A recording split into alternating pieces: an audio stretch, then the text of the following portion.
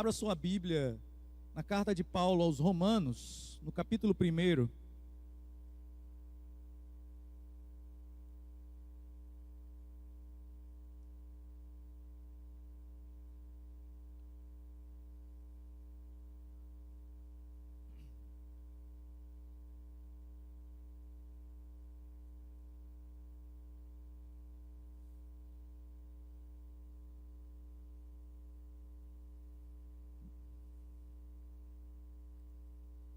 Vamos colocar de pé. Quero ler do versículo 13 até o versículo 17.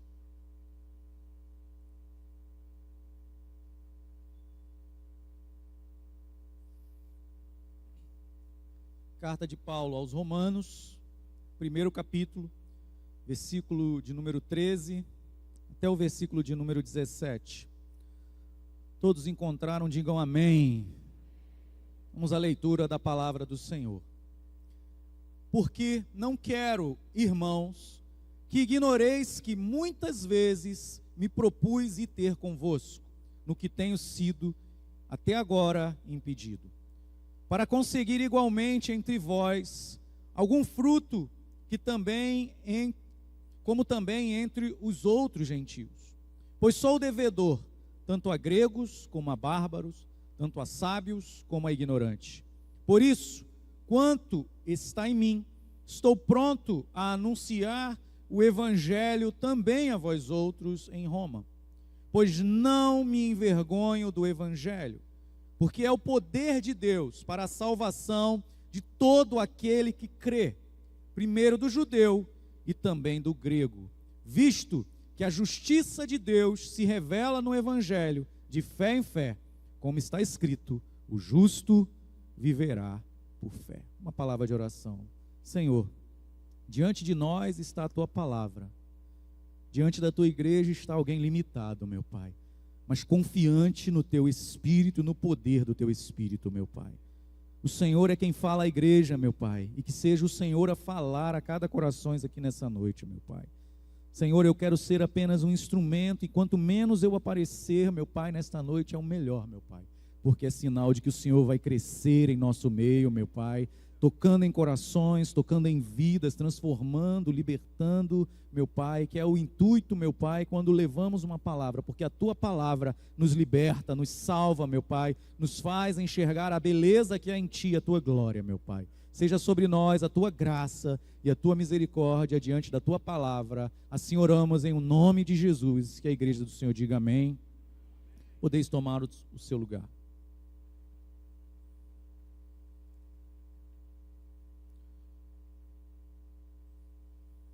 O poder do evangelho, diferente dos poderes terrenos, passageiros, quer eles sejam encontrados historicamente ou nos nossos dias, não pode ser medido por um índice. O evangelho não se mede com uma fita métrica, não se mede ou se pesa em uma balança. O evangelho não se mede através do PIB de uma nação. O poder do evangelho não se mede pelo poderio militar que esta nação venha a possuir, ou qualquer outra forma de medir, de mensurar, que o homem ou qualquer máquina possa nos trazer de novidade em nossos dias ou no futuro. Ela nunca será capaz de medir o poder do evangelho. Quantos concordam comigo? Amém? É impossível medir. Mas como então olhamos esse poder e conseguimos perceber a grandeza dele?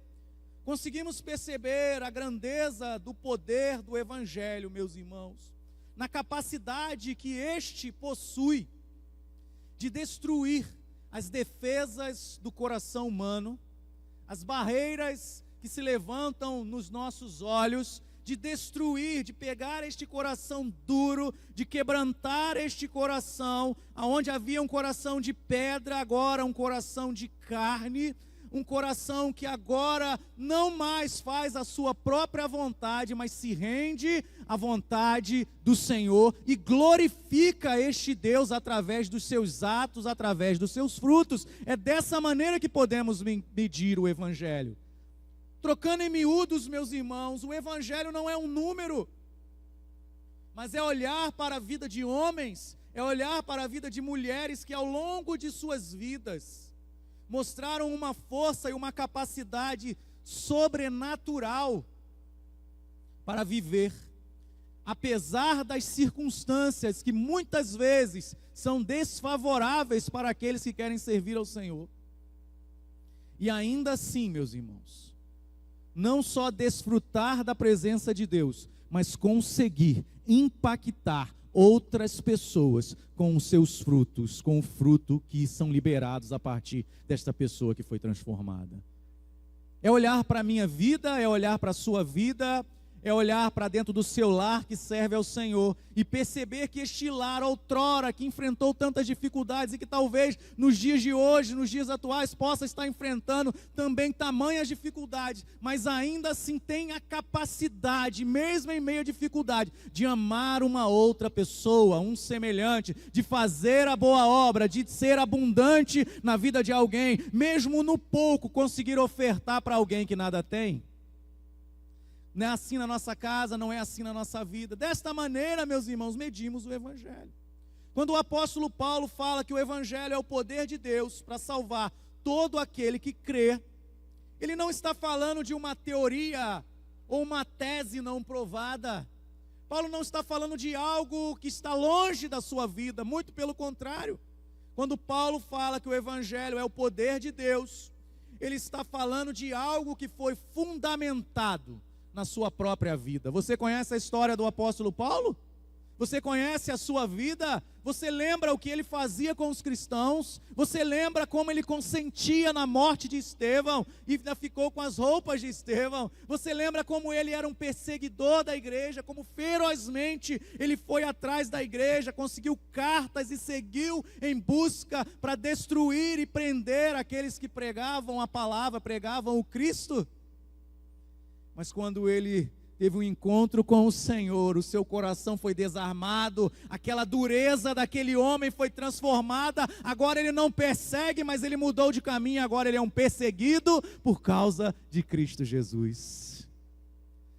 O apóstolo Paulo fala que este evangelho, meus irmãos, é um poder porque atuou na vida dele de uma maneira impactante, transformadora, e fez dele um homem que antes destruía vidas, agora um homem que edifica vidas até os dias de hoje, porque a sua palavra ainda hoje é pregada nos quatro cantos dessa terra. Amém, meus irmãos? Ou seja, a sua voz ainda ecoa em nossos dias. O poder do evangelho, então, é isto maravilhoso, meus irmãos, que aconteceu na vida de Paulo e de tantos outros irmãos, que não se pode medir com uma fita métrica, mas pode se olhar na vida de alguém. Ele tem esse poder todo por causa da sua natureza. Paulo diz no versículo 16 que ele não se envergonha do evangelho, porque este evangelho é o quê? É o poder de Deus. Ele não é um poder humano, não pertence a um político, não pertence a um exército, mas o evangelho pertence a Deus, e o nosso Deus é um Deus todo-poderoso. Lemos no Salmo 29 que a sua voz ecoa, a sua voz é poderosa, e por isso tributamos a Ele louvor, a sua voz ecoa em todos os lugares. E pensar em Deus, e pensar no evangelho, e saber que este evangelho é poderoso porque pertence a Ele, é olhar para a história da palavra de Deus, por todo, de Gênesis e Apocalipse, e ver os atos do Senhor e conhecer o quão poderoso Ele é. Porque pelo poder desta voz que nós tributamos louvor, desta voz poderosa do Senhor, meus irmãos, por esta palavra, diz a Bíblia que tudo se fez. Você tirou férias estes dias e tenho certeza que você foi a lugares paradisíacos, não é verdade, meus irmãos? Contemplou cachoeiras maravilhosas, contemplou montanhas maravilhosas, contemplou mares cristalinos, a beleza do fundo do mar. Imagina, toda esta beleza foi criada pelo poder da palavra do nosso Deus. Pastor, eu não viajei. Pastor, eu não contemplei essa maravilha que você está falando, porque você não está levantando seus olhos, porque Nova Iguaçu tem uma montanha belíssima, tem lugares maravilhosos. Você vai em Tinguá e você vê aquela natureza de Tinguá, e você caminha por lá, no meio da mata, você fala: quem criou todas essas coisas? O nosso Deus. E de que maneira? Difícil? Não. Que seja feito, que haja, que aconteça, que se faça, e tudo se fez. E sabe o que é melhor? Ele mesmo olhou e viu que tudo era bom. Deus é excelente e abundante, amém, meus irmãos? Tudo que faz é bom pelo poder da sua palavra. Ou quando lemos a palavra de Deus e percebemos esse Deus maravilhoso, que do barro formou um boneco. Meus irmãos, eu penso Deus moldando um boneco. Quantos são pais aqui e tem que brincar de massinha de modelar com seu filho? Meus irmãos, eu nunca consegui fazer um boneco legal. Mas o nosso Deus, Ele é perfeito. Ele fez um boneco, olha o exemplo. Não é? Mas o melhor, sabe qual é? É que desse boneco o Senhor soprou, insuflou nele o fôlego de vida. E a palavra de Deus vai dizer que aquele boneco de barro passou a ser alma vivente. Meus irmãos, o meu bonequinho que eu faço de massinha de modelar do meu filho, são todos feios, mas eu nunca consegui fazer nenhum deles andar. Mas o nosso Deus tem feito e te colocado de pé ao longo de cada dia, porque Ele é o Deus Todo-Poderoso. O Evangelho pertence a um Deus que tem todo o poder. Ou quando Ele criou, ou melhor, quando Ele desbaratou exércitos. Quando lemos na sua palavra, exércitos poderosos, quando Israel estava acuado, sem uma arma, e às vezes passando necessidade, entrincheirado dentro das suas próprias muralhas, e aqueles exércitos ameaçando na soberba do seu poderio, e o Senhor, pelo som da voz, da sua voz, desbaratou tamanhos exércitos, que eles mesmos começavam a se matar com as suas espadas, simplesmente porque o Senhor fez bu no arraial deles. Não é verdade, meus irmãos? Você já fez isso com seu filho não correu, você dá um sustinho nele? Imagina Deus com a sua voz poderosa, indo no meio do arraial de assírio e fazendo bu. O desastre que aconteceu, o tremor que aconteceu naquele lugar, eles não sabiam para onde ir e começaram a se matar. E Israel foi livre, e aqueles leprosos foram lá e falaram: hoje é dia de boas novas. Sem Israel lançar uma flecha sequer. Ou pensar, meus irmãos, quando aquele povo hebreu, saindo do Egito, Faraó vindo atrás, e de repente eles se deparam com o Mar Vermelho. Agora imagina você, aquele mar gigantesco, e de repente ele se abre em terra seca, e de um lado uma parede de água, do outro lado outra parede de água, e Israel passar a pés enxutos. Quem pode fazer isso, meus irmãos? Aí tem alguns incrédulos aí que querem desafiar o poder de Deus e diz: naquele tempo podia-se atravessar o Mar Vermelho a pé, porque as águas eram rasas. Mas como é que afogou, né, o exército de Faraó nas águas rasas, né? Não há como contestar o poder de Deus, irmãos. Ele é maravilhoso. Poderíamos ficar aqui citando tantas e tantas outras coisas, mas podemos citar uma melhor do que todas.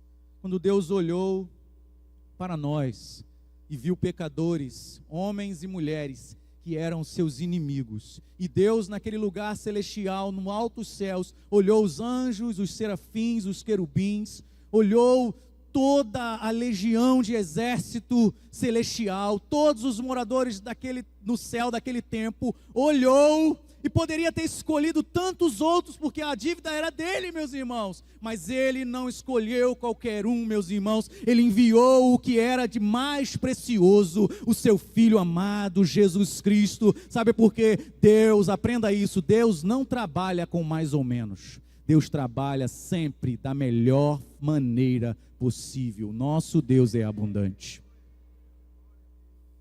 Quando eu olho então a partir deste poder do Evangelho, e eu olho para a vida de Pedro, por exemplo, meus irmãos, cá para nós, sem cometer pecado, talvez Pedro não seria escolhido por nós para nos representar em uma reunião escolar, porque ele era um homem, às vezes meio bronco, meio duro nas suas palavras. Imagina ele diante da diretora do colégio e falando, quando ela falasse que o filho não está indo bem, que ele é bagunceiro: Pedro, é vocês que não sabem cuidar. E ele ia falar, talvez você não escolheria para representar.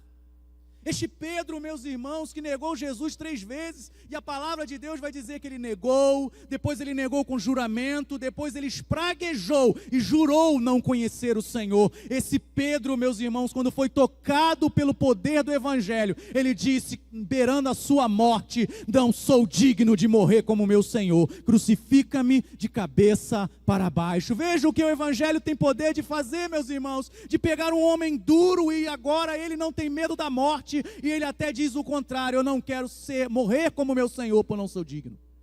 Eu quero morrer de cabeça para baixo. O que dizer de João, o apóstolo João, que em certo momento da história pediu para que que o Senhor mandasse fogo para que destruísse Samaria. Samaria que mais tarde foi evangelizada pelo próprio Senhor. Quando aquela mulher junto ao poço recebeu o Senhor como seu Salvador, aquela mulher saiu anunciando para todos. E diz a palavra que muitos sinais foram feitos ali, muitas conversões foram feitas ali naquele lugar. João, que queria mandar fogo do céu para destruir Samaria, hoje entre nós ele é conhecido como o apóstolo do amor, que viveu o amor e pregou o amor. E a sua palavra fala sobre o amor. Ou o que dizer de Tomé? Tomé talvez seja o que mais nos representa, meus irmãos. Muitas das vezes criticamos Tomé, mas quantas das vezes nós estamos querendo ver para crer?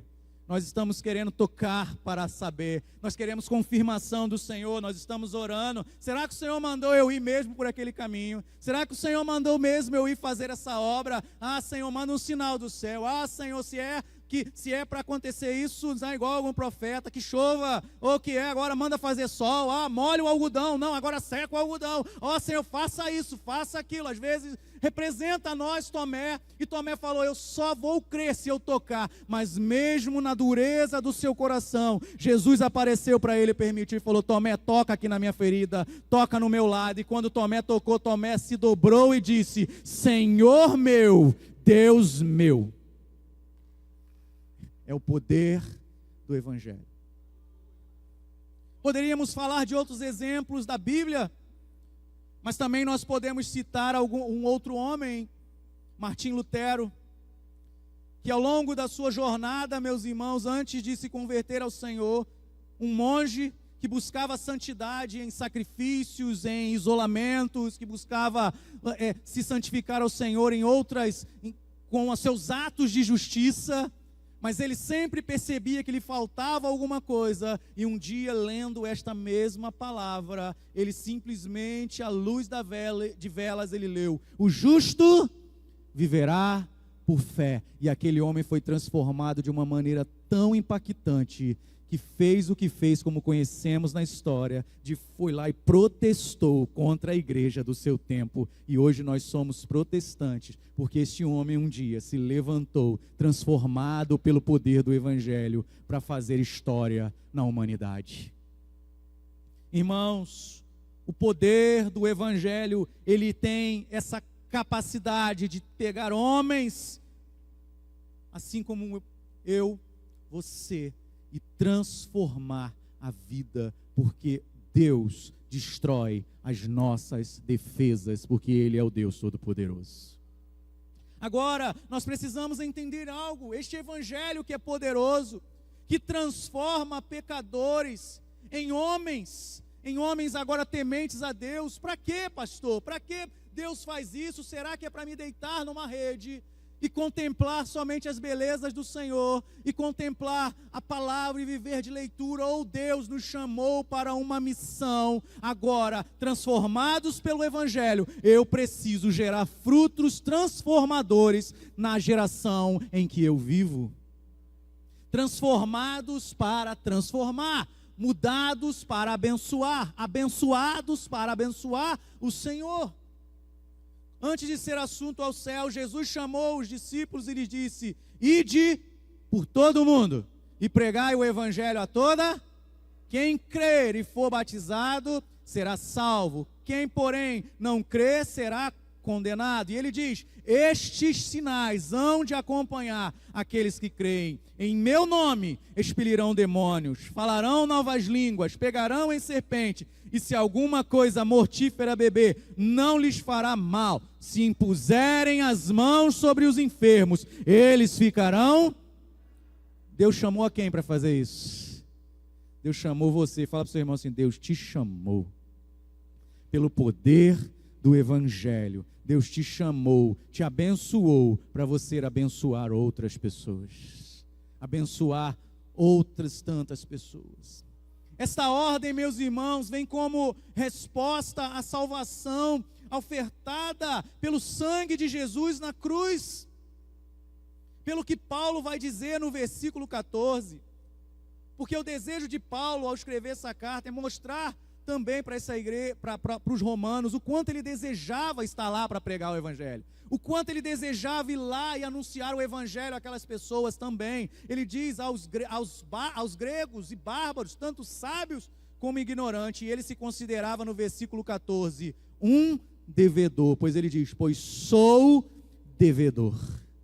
Paulo recebeu o poder de Deus transformador do evangelho, meus irmãos, e agora Paulo vive como um devedor. Paulo era um perseguidor, agora ele é um perseguido, mas não é por causa disso que ele parou a sua vida, muito pelo contrário. Agora Paulo, meus irmãos, exerce aquele ministério para o qual ele foi chamado, apóstolo dos gentios, e ele é um devedor para a pregação do evangelho transformador à vida de todas as pessoas. Apesar do evangelho, meus irmãos, ser pela graça, ele não é de graça e nos custa um modelo de vida que vive para o Salvador. Quando eu digo não é de graça, a obra de Cristo Jesus, ela já foi feita, amém, meus irmãos, na cruz. Uma vez ele disse: está consumado, a obra está feita, mas nós somos devedores de um serviço ao Senhor, um ministério da reconciliação, da pregação da palavra, do anúncio do evangelho a todos quanto encontramos em nosso caminho. Abra sua Bíblia comigo em 1 Coríntios, deixa marcado aí, por favor. Vá a 1 Coríntios, capítulo 9.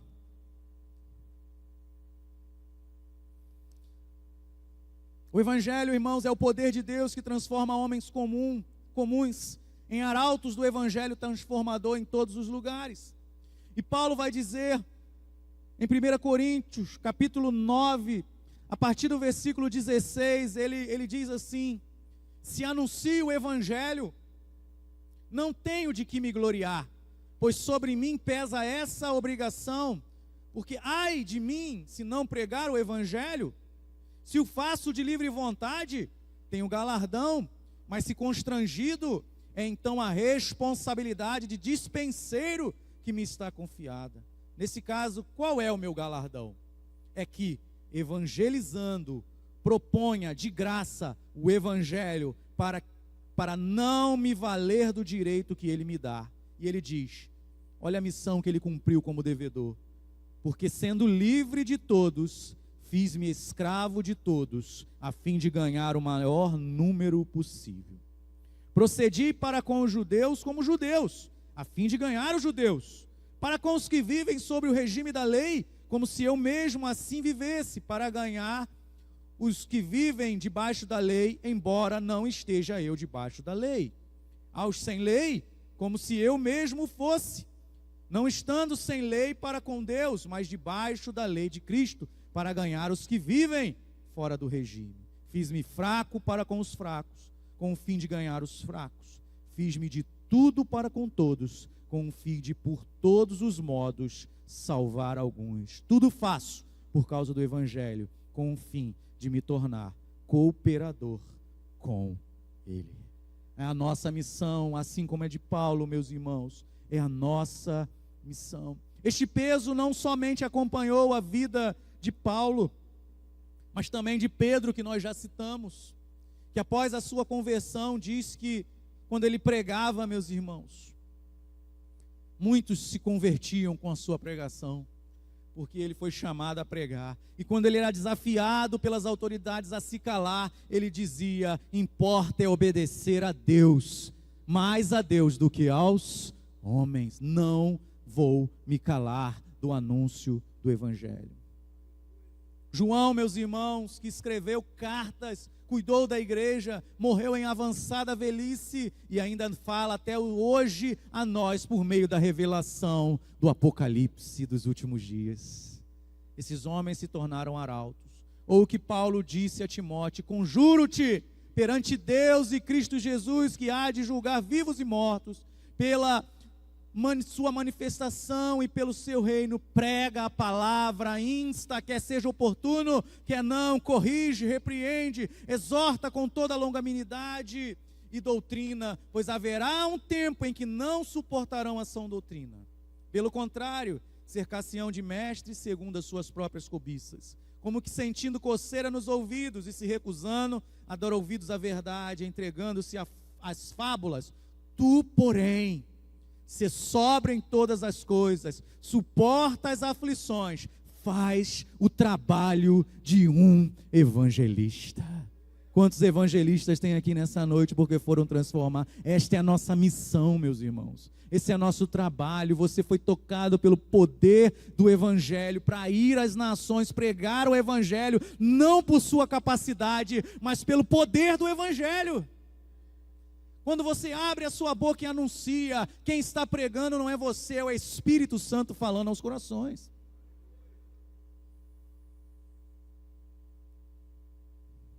Paulo, meus irmãos, era um devedor.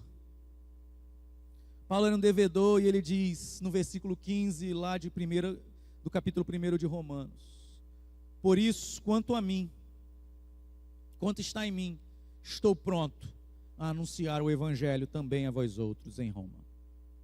Pregar o Evangelho, meus irmãos, exige prontidão. Prontidão não no sentido de qualificação humana, embora é necessário se qualificar, é necessário estudar, é necessário buscar, e louvado seja o nome do Senhor por esta igreja que promove tantos meios para que nós possamos estudar a palavra de Deus. Mas quando a palavra de Deus fala de prontidão, ela não fala nesse sentido, mas ela fala de você estar em alerta ao chamado e dizer: pode me enviar que eu vou. Como disse Isaías quando ouviu do Senhor: a quem enviarei? E ele disse: eis-me aqui, envia a mim. Prontidão. Mãos dizendo: Senhor, pode me enviar, Senhor, pode me mandar, que eu estou pronto, eu quero ir às nações, eu quero pregar a palavra, eu quero ir aos lugares que o Senhor tem para me enviar. Abra sua Bíblia, voltando um pouquinho, em Atos capítulo 8.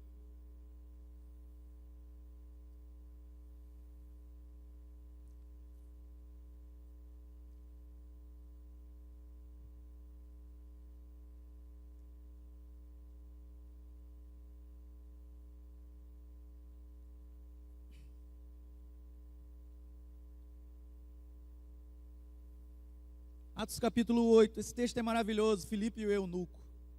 Diz o texto o seguinte: um anjo do Senhor falou a Filipe dizendo: dispõe-te, vai para o lado do sul, no caminho que desce de Jerusalém a Gaza. Este se acha deserto. Ele se demorou 4 dias e então foi. É assim que está na sua Bíblia aí? Versículo 26, final do versículo 26. Filipe se demorou 4 dias e foi. Ou está escrito assim: ele pediu para experimentar o seu carro, e a partir de então ele foi. Ele pediu para desfrutar do seu casamento, e então foi. Ou está escrito que ele se levantou e foi imediatamente. Prontidão. Filipe, meus irmãos, chamado pelo Senhor, ele foi. Agora, mais interessante do que ele se levantar e ir, meus irmãos, e a sua prontidão, é para onde o Senhor mandou ele. Repara no caminho, ele diz assim: dispõe-te, Filipe, vai para o lado do sul, no caminho que desce a Jerusalém e Gaza. Este tem uma multidão de pessoas esperando para ouvir a pregação do Evangelho. Não, este se acha deserto. Às vezes queremos fazer a obra quando as coisas estão fáceis, quando as coisas são tranquilas, quando tem um microfone na mão, não é verdade? Quando temos uma multidão na nossa frente, quando temos um carro para ir, quando temos recursos para ir, mas não, Deus mandou Filipe para o deserto, e Filipe nem questionou, Filipe simplesmente se levantou e foi. Sabe por quê? Deus já tinha preparado quem ia passar por ali, um eunuco, que provavelmente não conseguiu adorar ao Senhor no templo por causa de ser cerimonialmente impuro, e vinha lendo a palavra e não entendia, mas Filipe estava ali ouvindo o que ele falava, e Filipe então ouvindo, se aproximou daquela carruagem, naquele caminho deserto, pregou a palavra para aquele homem, a ponto dele dizer: o que me impede de ser batizado, Filipe? Se creres de todo o coração, é lícito. E ele prega a palavra. Agora não para por aí, meus irmãos. Vai até o versículo 39. E veja o que diz aí no versículo 39 deste mesmo capítulo. Quando saíram da água, o Espírito do Senhor arrebatou Filipe. O eunuco não mais o viu. E este foi seguindo o seu caminho cheio de júbilo. Versículo 40, mas Felipe veio a achar-se em Azoto, e passando além, o que fazia Felipe? Evangelizava todas as cidades até Cesareia. Deus nos transformou, nos libertou do império das trevas, para ir a evangelizar em todos os nossos caminhos, a pregar a palavra de Deus em todo lugar aonde nós estamos, porque não é a sua capacidade, mas é o poder do Evangelho, que é o poder de Deus.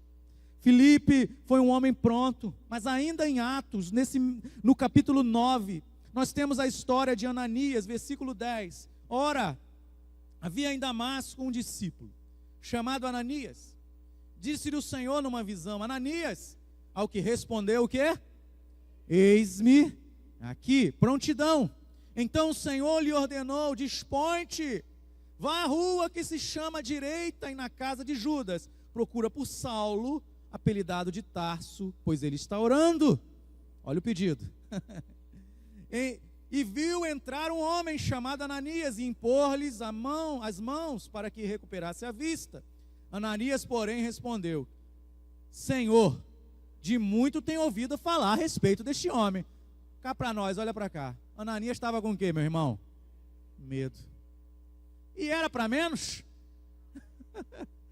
Ei, vá lá pregar para aquele homem que segura uma R15 e você não vai ter medo. Aquele que mata crente, aquele que é brabo toda a vida, aquele homem que não dá bom dia, ele dá logo uma moca, sabe? Aqueles homens grossos, brabo, que às vezes a gente tem que encarar para evangelizar, que você vai entregar um folhetim e recebe um desaforo. Quantos já passaram por essa situação? Foi só entregar um folhetinho, foi só entregar a palavra de Deus, mas tu recebeu quase que uma patada. Ananias estava com o quê? Com medo, meus irmãos, de ir, não era para menos, mas ele foi obediente, meus irmãos, e ele foi até aquele lugar, versículo 15, mas o Senhor lhe disse: vai, porque este é para mim um instrumento escolhido para levar o meu nome perante os gentios e reis, bem como perante os filhos de Israel, pois eu lhe mostrarei quanto lhe importa sofrer pelo meu nome. Ananias me chama a atenção, meus irmãos, porque quando olhamos para quem está sentado aqui, eu não posso mensurar de que maneira Deus quer usar a sua vida. Ananias não sabia o que aquele homem ainda chamado Saulo se tornaria, mas Ananias foi a fagulha que incendiou esta bomba atômica chamada evangelista Paulo, que até hoje prega. Sabe, não desista de pregar o evangelho dentro da sua casa, não desista de pregar o evangelho para o seu vizinho, não desista de pregar o evangelho a quem quer que seja, porque você não sabe se aquela pessoa, ao se converter, é aquele que será usado pelo Senhor para desbravar outras nações, outros lugares com a pregação do evangelho. Às vezes desistimos de orar por alguém, desistimos de pregar o evangelho. Fulano não muda, nem o evangelho muda. O evangelho muda quem ele quer, pois é o poder de Deus para transformar todo aquele que crê, o judeu e o gentio. Meus irmãos, Ananias foi, e Ananias, nunca mais se fala de Ananias na palavra do Senhor, mas ele é lembrado certamente por Paulo, porque foi ele que teve coragem de ir lá colocar as mãos sobre a cabeça de Paulo, e as escamas dos olhos daquele homem caíram, e Paulo, a partir daquele momento, ainda passando mais um pouco, começou a pregar o evangelho aos gentios. Por isso Paulo também diz, não me envergonho do evangelho. É verdade que esta atitude, meus irmãos, de pregar o evangelho, é para homens e mulheres, que Deus continua a chamar nos dias de hoje. Para que a partir de suas vidas transformadas, possam transformar outras vidas por meio da pregação do evangelho. Um grande escritor, C.S. Lewis, filósofo que escreveu as Crônicas de Nárnia, ele diz uma frase: o cristianismo não é uma religião para covardes ou para pessoas que não querem se esforçar. É para todos aqueles que estão dispostos a arriscar tudo por causa de Cristo. Mas que me perdoe, C.S. Lewis, eu fico com uma frase mais contemporânea, que eu já ouvi algumas vezes do nosso bispo: evangelho é para cabra macho. Você já ouviu essa frase? Evangelho é para aquele que tem fibra. Pregar a palavra é para aquele que tem coragem. Pregar a palavra é para aquele que entende a obra que foi feita na sua vida. Pregar a palavra é para aquele que entende que há pessoas que precisam desfrutar do mesmo poder que está sendo tocado na sua vida desde que você reconheceu o Senhor como Salvador. E a pergunta que fica encerrando esta palavra: quem serão os próximos Filipes? Quem serão os próximos Ananias? Quem serão os próximos Luiz, Robson, Otávio, Sérgio, Rubens? Os diáconos? Quem serão aqueles que ousadamente levantarão a sua voz para anunciar o poder que não é seu, mas o poder do evangelho, que é o poder de Deus para a salvação de todo aquele que crê, primeiro do judeu, mas também do grego, visto que a justiça de Deus se revela no evangelho de fé em fé, como está escrito: o justo viverá pela fé. Feche seus olhos nessa hora.